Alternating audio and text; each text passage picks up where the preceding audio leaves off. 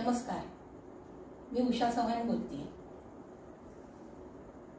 चाहत्यांनी मागे मला चोरावर मोर बद्दल विचारलं होतं। डबल रोल केला मी।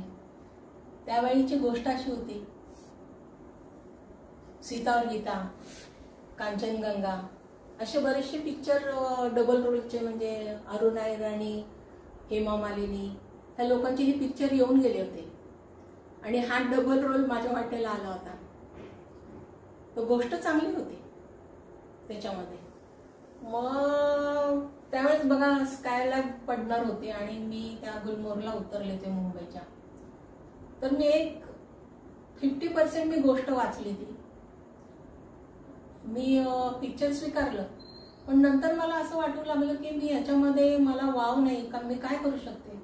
कारण 2 पिक्चर सुपरहिट झाले होते, हिंदी मधली एक गुजराती मधली।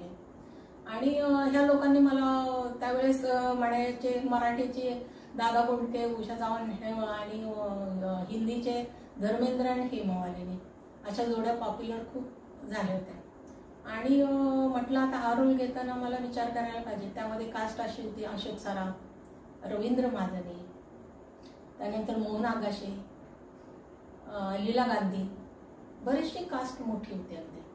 आणि त्यांच्यासमोर मला हे काम करायचं आणि सुपर डुपर हिट रामा और श्याम त्यावेळेस सगळ्याच्या डबल रोलची सुपर हिट झालेली पिक्चर। आणि मी ती गोष्ट वाचली, मला असं खटकलं की नाही, मला याच्यात काय वाव मिळत नाहीये।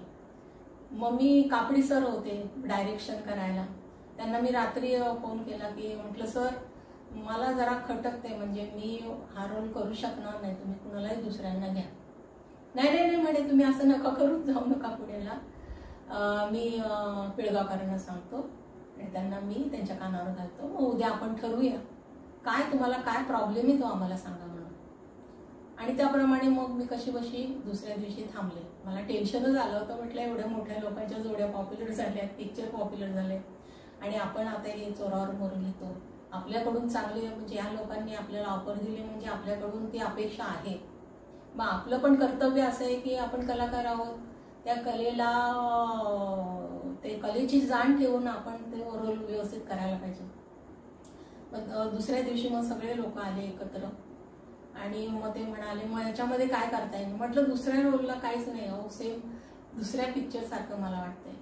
मग ह्यामध्ये एक आपण असं करूया का, लंगडी ठेवूया का, एक फायटर आणि एक लंगडी असं ते पिक्चर। त्यांना एकदम ते उडाले, म्हणाले अरे फर्स्ट क्लास म्हणे, एक लंगडी ठेवली तर बरं आहे।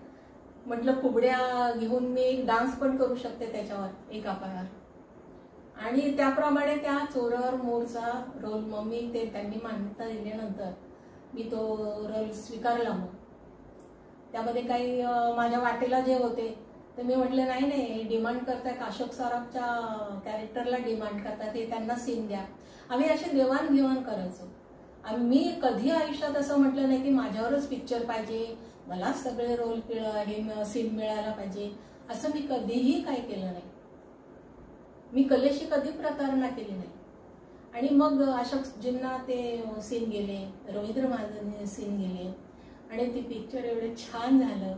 त्यामध्ये मी एका पायावर डान्स केलाय आणि सांगायची गोष्ट म्हणजे एवढी मोठी की त्यामध्ये जे फायटिंग होतं माझं, तर त्यावेळेचे शोलेचे फाईट मास्टर अजीम भाई म्हणून, बाप रे काय ते समजावून सांगायचे मला, खूप वयानं मोठे होते। आणि ते म्हणाले, आणि मला पहिलं माझं हे डबल रोलचं पिक्चर असल्यामुळे मला असं वाटायचं की काय चांगलं व्हावं आपल्याकडून काम। तर त्यांना मी म्हटलं दादा वो फाइटिंग का जो शॉट है ना वो मैं दे दूंगी। नहीं ऐसा नहीं करने का, अरे पेड़ के ऊपर चढ़ने का है, वहां से जंप लेने की है, हड्डियां टूट जाएगी। म्हटलं नाही मैं एक तो शॉट दे दूंगी, फाइटिंग करा। आणि मला ती सवय होती, मी केले होते फायटिंगचं, ऍक्टिंग करायची मी घरातल्या घरात।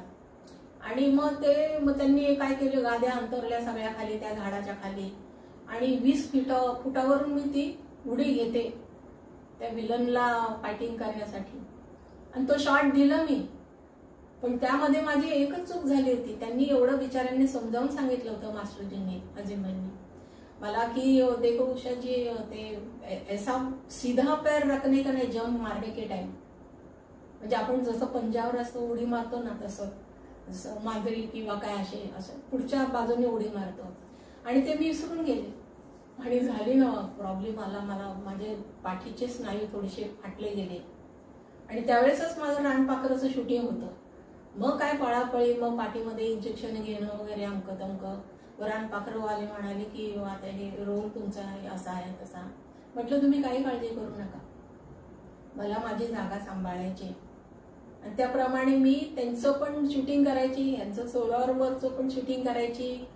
मग मी काय अभ्यास केला होता की रवींद्र भाईजवळ आपण कसे काम करायला पाहिजे, उंची आपली थोडी कमी आहे, मग ते चौड्यावर उभं राहून वगैरे असं सीन मी करायची. अशोक सराफजीं बरोबर पण अशा आम्ही सीन केलं आणि गमती जमतीने ते खूप छान छान झालं होतं. त्यांच्या प्रोडक्शनचं एक गाणं होतं, जगण्या मरण्याची हो जगण्या मरणाची जी, जगण्या मरण्याची परवा नाही, हो झाले कुर्बान तुझवरती, हो झाले कुर्बान तुझवरती, समुद्राला सुटली घाई. असं काहीतरी शब्द होते, मी विसरून गेले. ला ला ला ला ला ला ला ला ला ला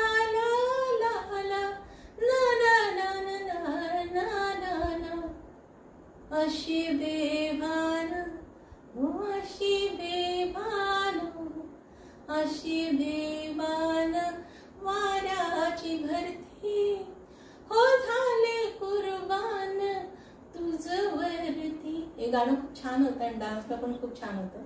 त्यांच्याच प्रोडक्शन मधलं गाणं होतं. आणि काय माझे गाणी वाटायला खूप छान छान आले होते. भानावती म्हणून एक होतं, आता जे पिळगावकरांचे चिरंजीव सचिन पिळगावकर त्यांनी मला डान्स डायरेक्शन केलं. त्यामध्ये भानावती अंगात आली. ते म्हणाले उषा हा सीन करताय ना तुम्ही, का गालात हसा म्हणे. आणि मला काही ते कळे नाही एका गालात कसं हसायचं, मी दोन्ही गालात असते. नाही नाही म्हणे ते असं त्याला रिस्पॉन्स द्यायचा नाही म्हणून एका गालात हसायचं, त्या विलनला रिस्पॉन्स द्यायचा नाही म्हणून. किती 15-20 मिनिटं बिचाऱ्यांनी मला शिकवण्याचा प्रयत्न केला.